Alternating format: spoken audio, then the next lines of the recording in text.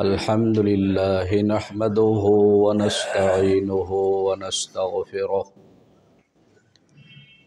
ونعوذ بالله من شرور أنفسنا ومن سيئات أعمالنا من يهده الله فلا مضل له ومن يضلله فلا هادي له ونشهد أن لا إله إلا الله وحده لا شريك له ونشهد أن سيدنا وسندنا وحبيبنا ومولانا محمدا عبده ورسوله الذي أرسله الله إلى كافة الناس بشيرا ونذيرا وداعيا إلى الله بإذنه وسراجا منيرا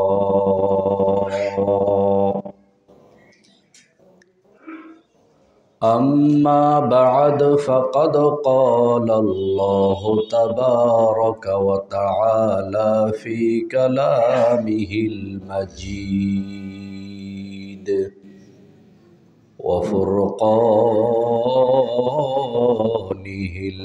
الحميد أعوذ بالله من الشيطان الرجيم بسم الله الرحمن الرحيم ولنبلونكم بشيء من الخوف والجوع ونقص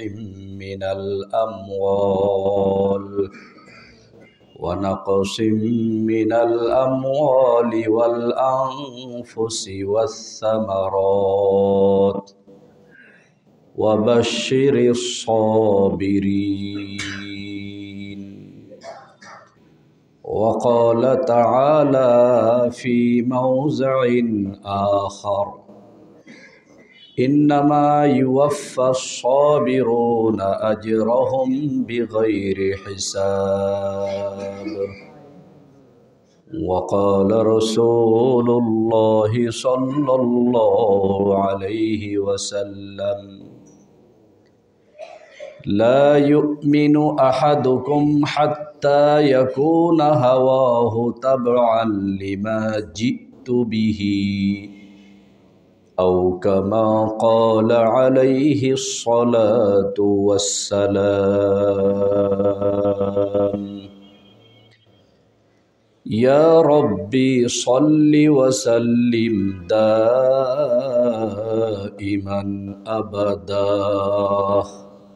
على حبيبك خير الخلق كلهم اللهم صل على محمد وعلى آل محمد كما صليت على إبراهيم وعلى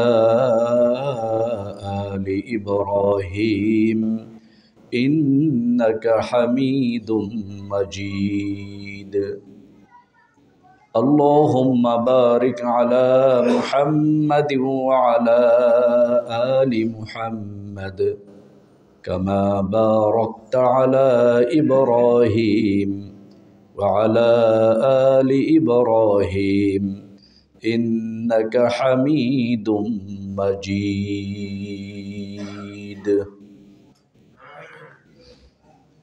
محترم حاضرین আল্লাহ রব্বুল আলমিনের অশেষ মেহেরবানি দয়া অনুগ্রহতে আমরা সকলে গত শুক্রবার জুমার নামাজ পড়ার পর থেকে নিয়ে আজকের এই শুক্রবারের জুমার পূর্ব মুহূর্ত পর্যন্ত সুস্থতার সাথে আল্লাহ পাক আমাদের রেখেছেন এবং সময়মতো আল্লাহ পাকের ঘর মসজিদে উপস্থিত হয়ে কোরআন ও হাদিসের কিছু কথা বলা এবং শোনার তৌফিক দান করছেন।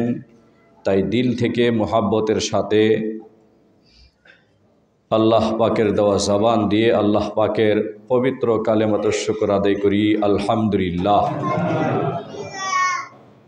সাথে সাথে সেই প্রিয় নবীর শানে অত্যন্ত মোহাব্বতের সাথে দরুদ শরীফ পড়ব, যেই নবী সর্বশেষ নবী, যেই নবীর উম্মত সর্বশেষ ও সর্বশ্রেষ্ঠ উম্মত।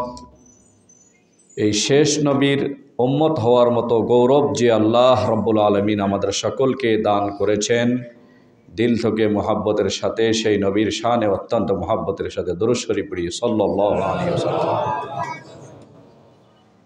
সম্মানিত উপস্থিতি, আল্লাহ রব্বুল আলামিন বিভিন্নভাবে ঈমানদারদের ঈমানের পরীক্ষা নিয়ে থাকেন।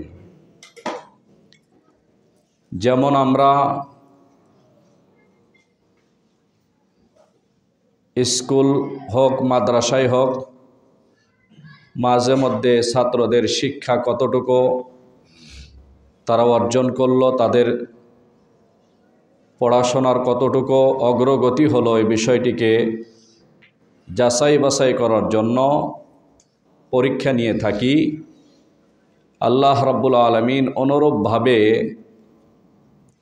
ঈমানদারদের ঈমান পরীক্ষা করার জন্য বিভিন্ন সময় বিভিন্নভাবে আল্লাহ পাক বিভিন্ন পরিস্থিতি সৃষ্টি করে দিয়ে ঈমানদারদের ঈমানের পরীক্ষা নিতে চান।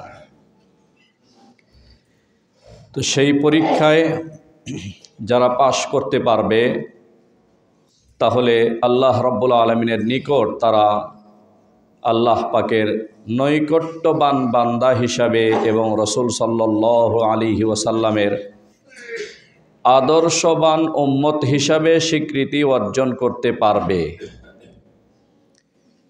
আর মুসিবত আসলে যদি সেই মুসিবতে বিচলিত হয়ে যায়, আল্লাহ পাকের হুকুমকে লঙ্ঘন করে মুসিবতের সময়, তাহলে সে আল্লাহ পাকের পরীক্ষায় পাশ করতে পারবে না।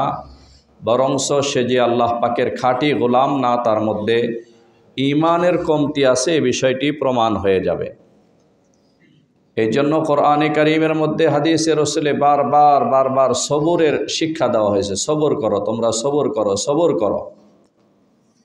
সবুরের ব্যাখ্যা শুধু আমরা এটাই বুঝি, মুসিবতে পড়ার পরে সবর করব, শুধু এইটাই আমরা সাধারণভাবে এই অর্থটাই বুঝে থাকি, মুসিবতে পড়লে সবর করবে এটা। অর্থাৎ এখন আমার হঠাৎ করে একটা অনাকাঙ্ক্ষিত মুসিবত চলে আসলো, যার জন্য আমি কোনোভাবেই প্রস্তুত ছিলাম না।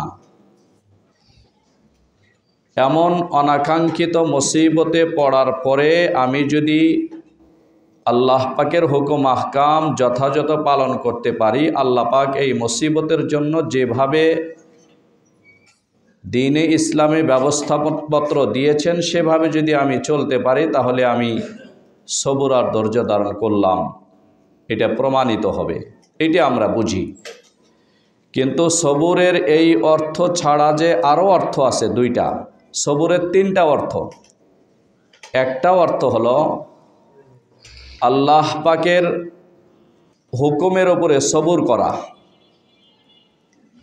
আল্লাহ পাকের হুকুমের উপরে সবর করার অর্থ হলো আমি অত্যন্ত কষ্ট করে সম্পদ অর্জন করেছি, সম্পদ কামিয়েছি অনেক কষ্ট করে, আমার এই কষ্টে অর্জিত এই সম্পদ। এখন আল্লাহ পাকের পক্ষ থেকে বিধান হলো এই সম্পদ থেকে তোমাকে যাকাত দিতে হবে। তখন আমি মনে করি এত কষ্ট করে এই সম্পদ আমি অর্জন করলাম, এই সম্পদ কামাইলাম, রাত্রের ঘুম হারাম করেছি, আমার কষ্টে অর্জিত সম্পদ আবার যাকাত স্বরূপ আর একজনকে দিয়ে দিতে হবে, এটা আমার অনেক কষ্টের বিষয়। তো আল্লাহ পাকের হুকুমের সামনে আল্লাহ পাক যেভাবে হুকুম দিয়েছেন এই হুকুমকে পালন করতে গিয়ে আপনার কষ্ট লাগতে পারে, কিন্তু সবর করে সেই হুকুমকে পালন করতে হবে। প্রচণ্ড গরম, বাইরে বাচ্চারা রিকশার মধ্যে হয়তো ডিস্টার্ব করতেছে, আওয়াজ আসতেছে, গত শুক্রবারে বলা হয়েছে। এই জন্য তো রসুল সাল্লাল্লাহু আলাইহি ওয়াসাল্লামের দিন পরিপূর্ণ দিন। রমজান মাসে প্রচণ্ড গরম। এই গরমের মধ্যে স্বাভাবিকভাবে একজন মানুষের টিকে থাকাই কষ্ট, এত গরম। এরপরে আবার রোজা রাখতে হবে, এটা আরো কত ডবল কষ্ট মুমিনের জন্য। আবার রোজা রাখার পরে সামান্য একটু ইফতার করে মাগরিবের নামাজের সময় আবার দৌড়াইতে হবে মসজিদের দিকে। নামাজ পড়ার জন্য মসজিদে আসলাম, মাগরিব পড়ে বাসায় যাওয়ার পরে সর্বোচ্চ আধা ঘন্টা পৌনে 1 ঘন্টা সময়, এরপরে আবার 20 রাকাত তারাবির জন্য মসজিদে আসতে হবে। লম্বা 20 রাকাত তারাবি পড়ে ঘুমানোর পর আবার সেহরির সময় উঠতে হবে। এই যে মাঝখানে কষ্টগুলি, এই কষ্ট অনেকের দিলে কষ্ট লাগে এই আমলগুলি লাগাতার এভাবে করতে। তখন ইসলামী শরীয়তের হুকুম হলো, আল্লাহ পাকের হুকুম যেভাবে যখন দেওয়া হয়েছে এটাকে তুমি আল্লাহ পাকের সামনে, যেহেতু তুমি তোমার জীবনকে সুপুর্দ করেছো, কোরবানি করে দিয়েছো, কোরবান আল্লাহ পাকের দাসত্বের জন্য, গোলামির জন্য, সেই জন্য কষ্ট হলেও সবুর করে আল্লাহ পাকের হুকুম যেভাবে বলেছেন সেভাবে পালন করো। শীতের সময় 5 ওয়াক্ত নামাজের জন্য ওযু করা তো কষ্ট, দিনের বেলা যা ওযু করা কষ্ট আছেই।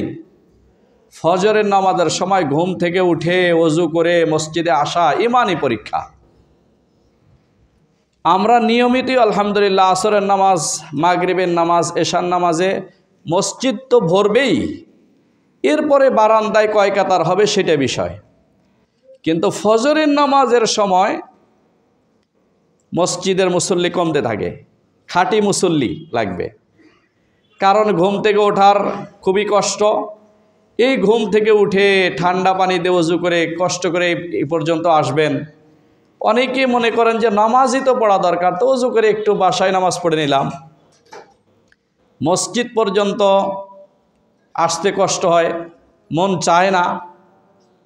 এরপরেও আল্লাহ রাব্বুল আলামিনের নির্দেশ হলো, তোমার কষ্ট হলেও আমি আল্লাহ রাব্বুল আলামিন যেহেতু তোমার এই দুনিয়ার জীবন দিয়েছি আমলের জন্য, এটা হলো কামাইয়ের জায়গা, আর এই কামাই আর তোমার এই কষ্ট এর সমস্ত সওয়াব এবং শান্তি কবরে যাওয়ার পরে তুমি ভোগ করবে। সেই জন্য আল্লাহ রাব্বুল আলামিন বলেন, এখানে সবুর করে আল্লাহ পাকের হুকুম যেভাবে দেওয়া আছে তুমি সেভাবে পালন করো। যতই কষ্ট হোক শীতের সময় ঘুম থেকে উঠে ওযু করে মসজিদ পর্যন্ত আসতে হবে।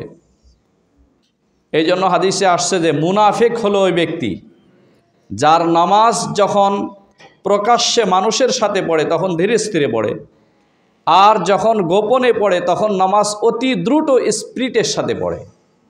সে হলো খাঁটি মুমিন নয়, মুনাফিক।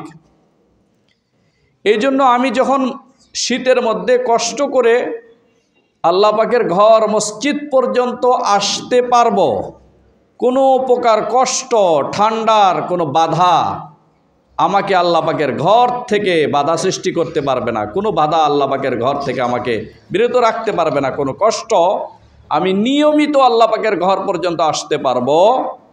তাহলে বুঝতে হবে আল্লাহ রাব্বুল আলামিনের ফজল করমে আমার মধ্যে আল্লাহ পাক পরিপূর্ণ ঈমান দিয়েছেন। এই ঈমানের বদৌলতে কোনো প্রকার ঠান্ডা, অন্ধকার, গরম, কোনো কষ্ট আল্লাহ পাকের ঘর থেকে আমাকে দূরে রাখতে পারে নাই। শত কষ্ট হওয়া সত্ত্বেও আমি আল্লাহ পাকের ঘর পর্যন্ত উপস্থিত হতে পেরেছি। বুঝতে হবে আল্লাহ রাব্বুল আলামিন আমাকে সেই ঈমান দিয়েছেন এবং এই ঈমানের বদৌলতে আল্লাহ পাকের ঘর পর্যন্ত আমি আসার সুযোগ পেয়েছি, আল্লাহ পাক আমাকে কবুল করেছেন। এটা হলো সবর। রমজান মাসে রোজা তো রাখতেই হয়। অনেক মানুষে এই অজুহাত দিয়ে রোজা রাখেন না যে আমি চাকরি করি হুজুর, সারাদিন আমাকে চাকরি বাকরি কাজ করতে হয়, তো এত শ্রম দিতে হয়, এত কষ্ট করতে হয় যে এই শ্রম দিয়ে আবার রোজা রাখা আমার জন্য খুবই মুশকিল। তো আপনাকে বুঝতে হবে আল্লাহ রাব্বুল আলামিন আপনার আমার জন্য ওই হুকুমই দিয়েছেন যেই হুকুম আমি পালন করতে পারবো, সক্ষম। যেই কারখানায় কাজ করলে আপনি আল্লাহ পাকের হুকুম পালন করার পথে বাধা সৃষ্টি হবে, এই চাকরি বাদ দিয়ে বিকল্প পথ আপনাকে তালাশ করতে হবে, যেখানে আপনি কাজ করে রিজিকের সন্ধান হবে এবং আল্লাহ পাকের হুকুমও পালন করতে পারবেন।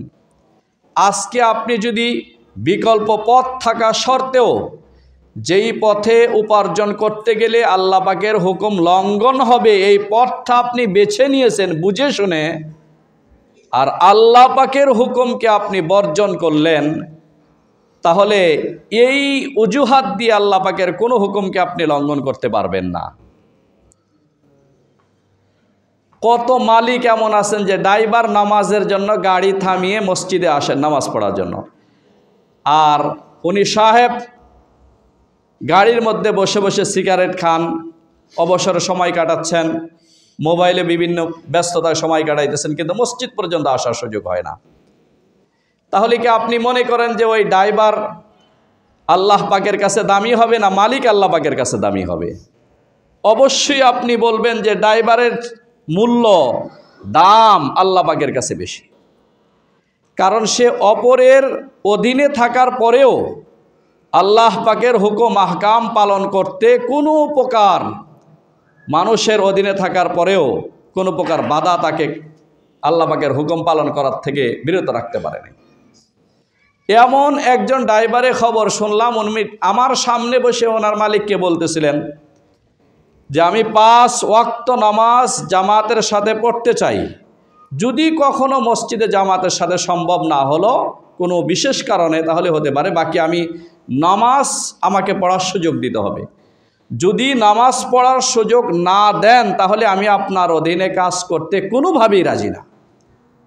তো আমি আশ্চর্য হয়ে গেলাম যে একজন ড্রাইভার আল্লাহ পাকের প্রতি তার কতটা ভালোবাসা, মোহাব্বত এবং ঈমানি কতটা কুওয়াত এবং পাওয়ার তার দিলের ভিতরে থাকার কারণে সে পরিষ্কার ভাষায় তার মালিককে বলে দিতে পারে যে আমি মসজিদে নামাজ পড়ব, নামাজের সময় আমাকে সুযোগ দিতে হবে, নামাজের সুযোগ আমাকে না দিলে আমি কোনোভাবেই আপনার অধীনে চাকরি করতে রাজি না।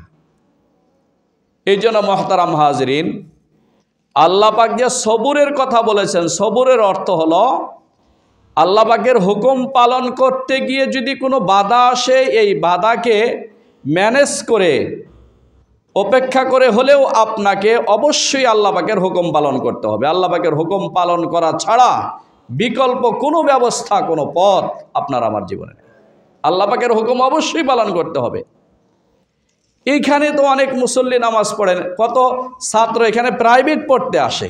আমাদের এই ইসলামবাগের ভিতরে আশেপাশে অনেক প্রাইভেট কোচিং সেন্টার আছে, সেখান থেকে ছাত্ররা নিয়মিত কোচিং সেন্টারে আসার পরেও আলহামদুলিল্লাহ এখানে নামাজের জন্য আসে। তো 5-10 জন একসাথে আসে, আমি তাদেরকে জিজ্ঞাসা করি তোমরা কোত্থেকে আসছো? তারা বলে হুজুর আমরা এখানে পাশে কোচিং সেন্টারে পড়তে আসছি, সেখানে এখান থেকে আসছি। তো আলহামদুলিল্লাহ, এই 10 জন ছাত্র যদি নামাজ পড়ে এরপরেও কোচিংয়ে অংশগ্রহণ করতে পারে, তো যেই বাকি তাদের সাথী যারা আছে তারা তো এখানে নামাজ পড়তে আসলো না, অথবা ওই কোচিং সেন্টারে যারা জিম্মাদার দায়িত্বশীল আছেন তারাও অনেক সময় নামাজ পড়তে আসে না।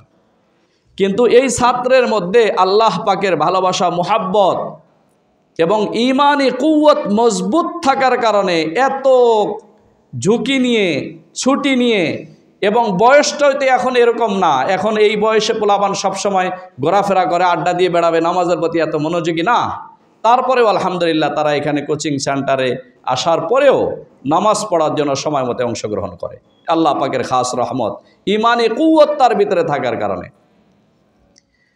রিক্সাওয়ালারা যারা এখানে নামাজ পড়েন, আপনারা আমরা মনে করি যে রিক্সাওয়ালা, কত রিক্সাওয়ালা দেখেন এখন খবর নিতে দেখবেন যে জুমার নামাজ পড়ার জন্য শুধু নয়, 5 ওয়াক্ত নামাজের জন্য আমাদের এখানে একটু স্পেশাল জায়গা থাকার কারণে, গাড়ি পার্কিংয়ের সুব্যবস্থা থাকার কারণে তারা নিয়মিত এখানে রেখে এরপরে নামাজ, দরকার হয় একটা ভাড়া মিস করবে কিন্তু জামাতের সাথে তারা নামাজ মিস করবে না।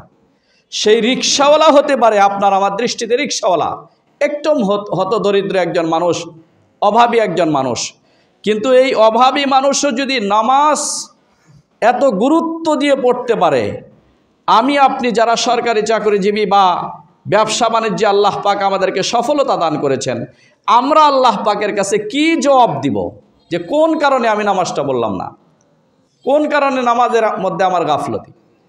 এই জন্য আল্লাহ রাব্বুল আলামিন যে বলছেন, ইন্নামা ইউয়াফফাস সাবিরুনা আজরাহুম বিগাইরি হিসাব, যারা সবুর করবে তাদেরকে সবুরের বিনিময় প্রতিদান, অসংখ্য প্রতিদান দেওয়া হবে, সওয়াবের কোনো হিসাব থাকবে না। অগণিত সওয়াব এবং প্রতিদান দিয়ে আল্লাহ পাক তাদের এই সবুরের মূল্য দিবেন, তাদের এই সবুরের আল্লাহ রাব্বুল আলামিনের পক্ষ থেকে মূল্য দিয়ে সবুরের প্রতিদান আল্লাহ পাক তাকে দান করবেন।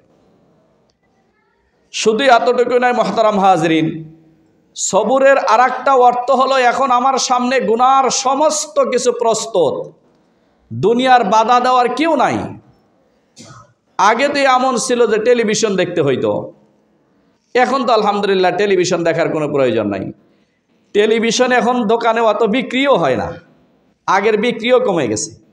টেলিভিশন সার্ভিসিং সেন্টার যেগুলি ছিল সেগুলির মধ্যেও মানুষের উপস্থিতি এখন কম। বড় বড় সিনেমা হল যেগুলি ছিল, এখন আমাদের ঠাকুরগাঁতে নামি দামি অনেক সিনেমা হলগুলি এখন অন্য কাজে ব্যবহার হচ্ছে, এগুলি এখন কোনো প্রয়োজন নাই। কারণ এখন হলো, আগে তাও ডিশের লাইন লাগবে, অনেক ব্যবস্থাও করতে হতো, এখন কোনোটা লাগে না। আপনার হাতে মোবাইল আছে, এই মোবাইলে আপনি যখন চান যা চান সব কিছুই আপনি দেখতে পারবেন, দুনিয়ার কেউ দেখবে না। আপনি আপনার স্পেশাল রুমে বসে লেফের মধ্যে যে কোনো সময় স্পেশাল জায়গায় আপনি বসে বসে আপনার যা মনে চায় তা দেখতে পারবেন। এই সুযোগ আপনার হাতে আসছে, সব উপকরণ উপস্থিত, আপনি চাইলে দেখতে পারেন, আপনার মনও চাচ্ছে। এমন সময় যদি আল্লাহ পাকের ভয়ের কারণে আপনি চিন্তা করেন যে আমি যা করছি আল্লাহ পাক তো সব দেখতেছেন, আল্লাহ পাক তো ফেরেশতা নির্ধারণ করে রেখেছেন, আমি যা করি সব কিছুর হিসাব আল্লাহ পাকের কাছে দিতে হবে। যেই জমিনের মধ্যে বসে ইবাদত করছি, এই জমিনও আল্লাহ পাকের কাছে আমার সপক্ষে সাক্ষী দিবে, আপনার বান্দা এখানে বসে ইবাদত করেছেন। আর যেই জমিনের মধ্যে বসে গুনাহ করছি, এই জমিনও আমার বিপক্ষে সাক্ষী দিবে। তখন যদি আমি আল্লাহ পাকের মেহেরবানিতে, আল্লাহ পাকের ভয়ের কারণে আমি গুনাহ থেকে বেঁচে থাকতে পারি, তাহলে এই গুনাহ থেকে বেঁচে থাকার কারণে আল্লাহ রাব্বুল আলামিন আপনার আমার আমুলনামায় সওয়াব দিয়ে যতটুকু সময় গুনাহ থেকে বেঁচে থাকবেন, এতটুকু সময় নফল ইবাদত করলে যেই পরিমাণ সওয়াব, আল্লাহ পাক সেই পরিমাণ সওয়াব দিয়ে বান্দার এই গুনাহ থেকে বেঁচে থাকার সময়টা ইবাদত হিসাবে আল্লাহ পাক গণনা করবেন। এই জন্য মুহতারাম হাজরিন, আমরা নিজেদের নজরকে এবং নিজেরা এই মোবাইলের সমস্ত গুনাহ থেকে বেঁচে থাকার চেষ্টা করব। আরেকটি বিষয় মুহতারাম হাজরিন, আপনারা সকলেই জানেন, ইসলামিক ফাউন্ডেশন থেকে চিঠিও দেওয়া হয়েছে এবং উলামা ইকরামকে, মসজিদের খতিবদের প্রতি অনুরোধ করা হয়েছে বিষয়টি আলোচনা করার জন্য। আপনারা জানেন যে উগ্র হিন্দুত্ববাদী এক সংগঠন ইসকন, তারা মূল হিন্দু ধর্ম থেকে বিচ্ছিন্ন হয়ে নতুন ধারার এক আন্দোলন তারা শুরু করেছে। আমরা যেমন আমাদের মুসলমানদের থেকে কাদিয়ানীরা আলাদা এক ধর্ম আবিষ্কার করেছে, অনুরূপভাবে মূল হিন্দু ধারা যারা আছে, মূল ধারার হিন্দুদের থেকে বিচ্ছিন্ন হয়ে ইসকন তারা নিজেরা নতুন এক তাহরিক এবং আন্দোলন শুরু করেছে, সম্পূর্ণ জঙ্গিবাদ সংগঠন, এতে কোনো সন্দেহ নাই। এবং এই গত 2-3 দিন আগে প্রশাসনের সর্বোচ্চ কর্মকর্তাদের পক্ষ থেকে প্রতি জেলায় প্রতি দলের প্রতিনিধিদেরকে ডেকে বিষয়ে তাদেরকে অনুরোধ করা হয়েছে যে কোথাও যেন এই ইসকনের উস্কানিতে কোথাও যেন কোনো মুসলমান তাদের সাথে দ্বন্দ্বে লিপ্ত না হয়। পূর্বের থেকে যেভাবে আমাদের মধ্যে ভ্রাতৃত্ব বন্ধনে আবদ্ধ হয়ে আমরা চলতেছিলাম, এভাবেই যেন আমরা চলাফেরা করি, কোথাও যেন কোনো প্রকার কারোর সাথে দূরত্ব দুশ্মনী সৃষ্টি না হয়। এবং আপনারা জানেন রংপুরে বিভাগীয় বৈঠক যখন হয়েছিল এই ব্যাপারে, তখন হিন্দু বৌদ্ধ খ্রিস্টান ঐক্য পরিষদের পক্ষ থেকে পরিষ্কার ভাষায় জানিয়ে দেওয়া হয়েছে যে হিন্দু ধর্মের সাথে ইসকনের কোনো সম্পর্ক নাই, তারা অন্য লোক, তারা নিজেদের নতুন করে তাদের দল গঠন করেছে এবং নিজের ধর্ম প্রকাশ করেছে। প্রকাশ্যে চট্টগ্রামে সাইফুল ইসলাম আলিফ নামে একজন অ্যাডভোকেট সাহেবকে তারা হত্যা করেছে। এই সাইফুল ইসলাম আলিফ, আল্লাহ পাক তাকে জান্নাতের সর্বোচ্চ মাকাম নসিব করুন। তার কাজ ছিল হলো যারা নবমুসলিম হবে, এই নবমুসলিমের উপরে অমুসলিমদের পক্ষ থেকে যত অত্যাচার হতো তারা আইনিভাবে উনি তাদেরকে সহযোগিতা করতেন। এই একটা অপরাধ ছিল। একজন মুসলমান যদি, একজন অমুসলিম যদি ইসলাম ধর্ম গ্রহণ করে, কারো কোনো প্রলোভন না পড়ে স্বেচ্ছায় ইসলাম ধর্ম গ্রহণ করে, তখন স্বাভাবিকভাবে হিন্দু ধর্মের পক্ষ থেকে বিভিন্ন মামলা মোকদ্দমা করা হয়। এই মামলা মোকদ্দমাগুলিকে নিষ্পত্তি করার জন্য অ্যাডভোকেট সাইফুল ইসলাম আলিফ সাহেব তাদের প্রতি দরদি হয়ে নিজের অনেক সময় অর্থ ব্যয় করে হলেও চেষ্টা সাধনা করে তাদের মামলা মোকদ্দমাগুলি নিষ্পত্তি করার চেষ্টা করতেন। এই অপরাধে প্রকাশ্যে বাংলাদেশে, যেখানে শতকরা 95% মুসলিম দেশ, এই দেশের মধ্যে তাদের সাহস কত বড়, এখানে একজন অ্যাডভোকেটকে প্রকাশ্যে কুপিয়ে হত্যা করে। এখন যদি এ দেশের সমস্ত আলেম ওলামা, হেফাজত ইসলাম বলেন, জামাত ইসলাম বলেন, ইসলামী আন্দোলন বলেন, সকলেই কর্মসূচি দিয়ে তাদের বিরুদ্ধে যদি আন্দোলনে নামে, তাহলে তাদের অস্তিত্ব দেশে থাকবে না। কিন্তু তাদের উদ্দেশ্য হলো এদেশে হিন্দু মুসলিম দাঙ্গা লাগানো, সারা পৃথিবীর কাছে কালারিং করা যে দেশে সংখ্যালঘুদের উপরে নির্যাতন হচ্ছে। এবং রংপুরে প্রশাসনের সর্বোচ্চ কর্মকর্তাদের সামনে বৈঠকে তারা, ইসকনের যারা সদস্য ছিলেন তারা বলছেন রংপুরে সংখ্যালঘুদের উপর অত্যাচার হচ্ছে। আর হিন্দু বৌদ্ধ খ্রিস্টান পরিষদের পক্ষ থেকে বলা হয়েছে কোথাও রংপুর বিভাগের মধ্যে আমাদের তথ্য যতটুকু জানা আছে কোথাও কোনো হিন্দুদের উপরে আক্রমণ করা হয়নি। তাহলে তারা চাইতেছে আমাদের সাথে, মুসলমানদের সাথে এবং হিন্দুদের সাথে দূরত্ব সৃষ্টি করা। এই জন্য মোহতারাম হাজরিন, আমাদের সবুর করতে হবে, শান্ত থাকতে হবে। দেশের মধ্যে এমন কোনো পরিস্থিতি পরিবেশ তৈরি করা যাবে না যা দ্বারায় আমাদের দেশের ভাবমূর্তি নষ্ট হয়, দেশের শৃঙ্খলা নষ্ট হয়। আমাদের সকলকে সবুরের সাথে এই পরিস্থিতি মোকাবেলা করতে হবে।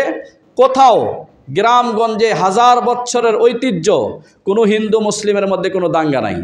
আপনারা ভালো করতে পারবেন, আপনাদের এলাকায় ঘরের সাথে হিন্দুদের ঘর, কোথাও কোনো সময় মারামারি ঝগড়া ফাসাদ নাই। বরঞ্চ হিন্দুদের প্রয়োজনে মুসলমানদের কাছে আসে, মুসলমানদের প্রয়োজনে হিন্দুদের কাছে যায়। কোথাও পরস্পরে দ্বন্দ্ব কোনো কিছু নাই। অনেক এলাকায় দেখা যায় যে মুসলমানদের জমি চাষাবাদ করে হিন্দুরা তাদের জীবনযাপন করে। এভাবে মুহাব্বতের সাথে সারা বাংলাদেশে হিন্দু বৌদ্ধ খ্রিস্টান সকলেই আছি যেভাবে, আমরা এভাবে মিল মুহাব্বতের সাথে থাকব। কোথাও কোনো ধরনের দাঙ্গায় মারামারি আমরা এগুলি লিপ্ত হয়ে আমাদের দেশের আইন শৃঙ্খলাকে নষ্ট করব না। আল্লাহ রাব্বুল আলামিন আমাদেরকে যেভাবে সবুরের সাথে চলার তৌফিক দেন, আমরা সেভাবে চলাফেরা করব, পরস্পরে কোনো দ্বন্দ্ব লিপ্ত হব না। আল্লাহ রাব্বুল আলামিন আমাদের সকলকে তৌফিক দান।